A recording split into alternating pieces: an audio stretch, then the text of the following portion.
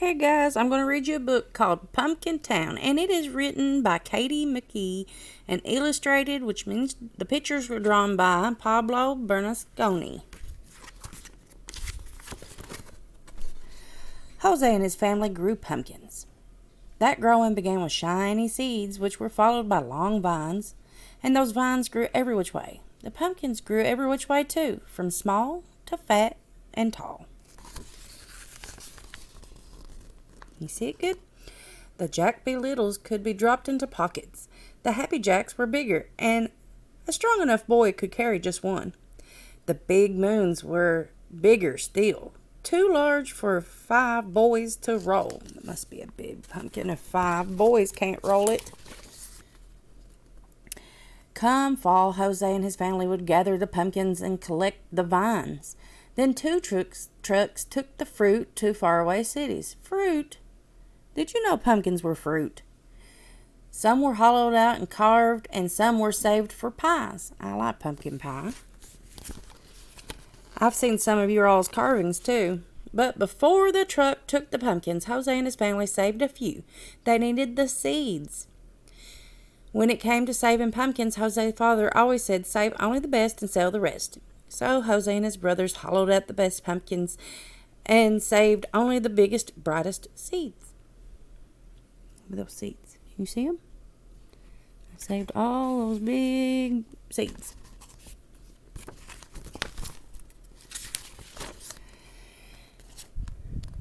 They took the duller, smaller seeds at the edge of the field overlooking the town and tossed them. But one gusty, dusty October day, when Jose and his brothers were taking the lesser seeds to the edge of the field and flung them, the wind caught those seeds and carried them, and they didn't let loose until it fell like rain down on the distant town. The seeds slipped into the straw roofs, settled into flower pots, and sprinkled gardens, and that seemed to be the end of it. Look, right there we are.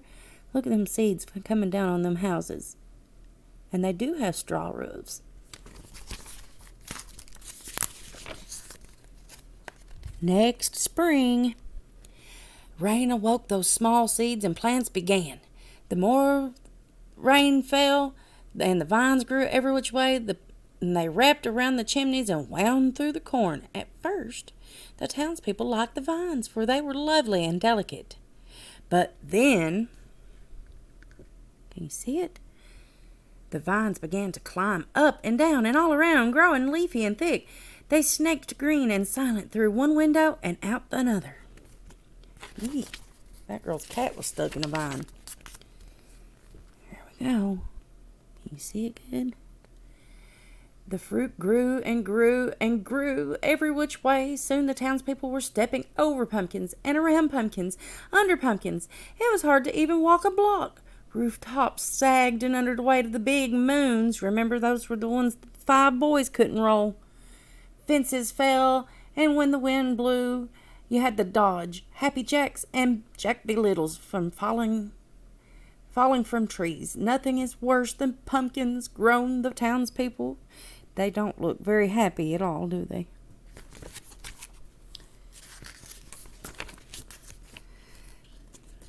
All right, let's see right here.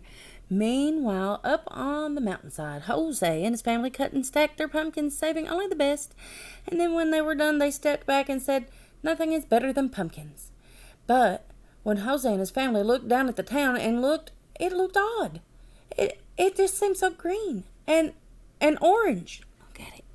You see it?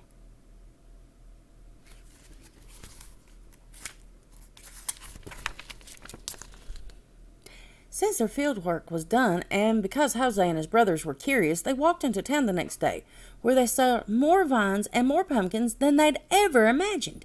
They remembered the gusty, dusty day that they scattered the seeds. It's our fault, whispered Jose.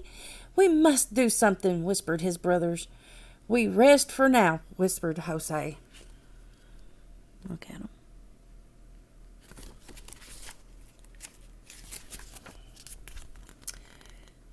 We are. It must be night. But that night, Jose and his brothers cut and stacked the pumpkins and vines. They worked quietly as they could, but some townspeople still sneaked peeks. They marveled at how well the brothers worked.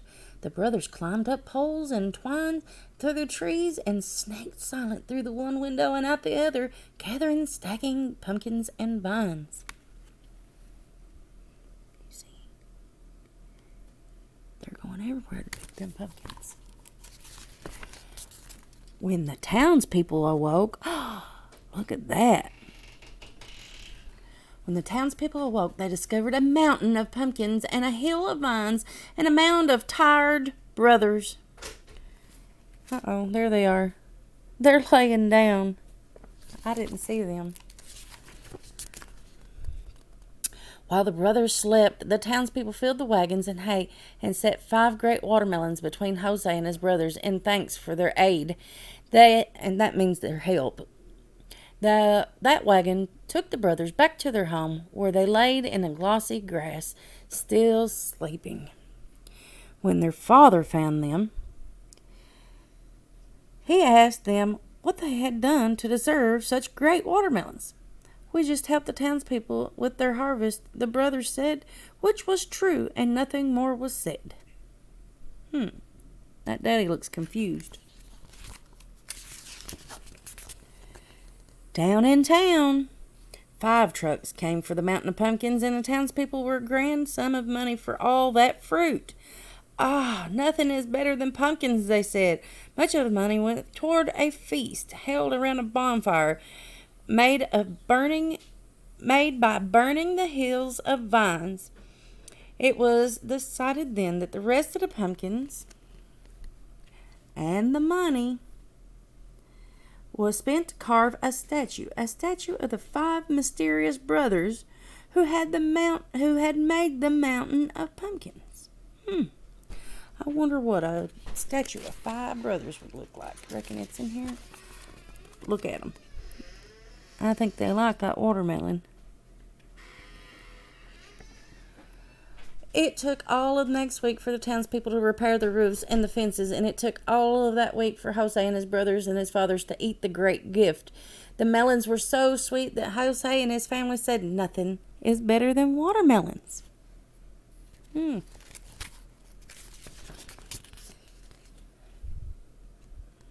Right, there we go. "Be careful with the seeds," Jose father said. Our field grows pumpkins, not watermelons." So Jose family filled a great bowl with seeds, and those seeds were forgotten until the next day, when the wind roused Jose's father at night. He feared that some of those watermelon seeds might blow into their field. Do you think it did? Let's look at this. Let's follow that little trail. There's the cow. He don't seem to care. It looks like they're still whisking through here. Let's see what happens. And then he's throwing out seeds.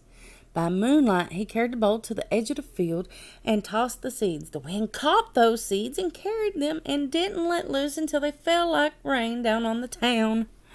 Uh-oh. What do you think's going to happen?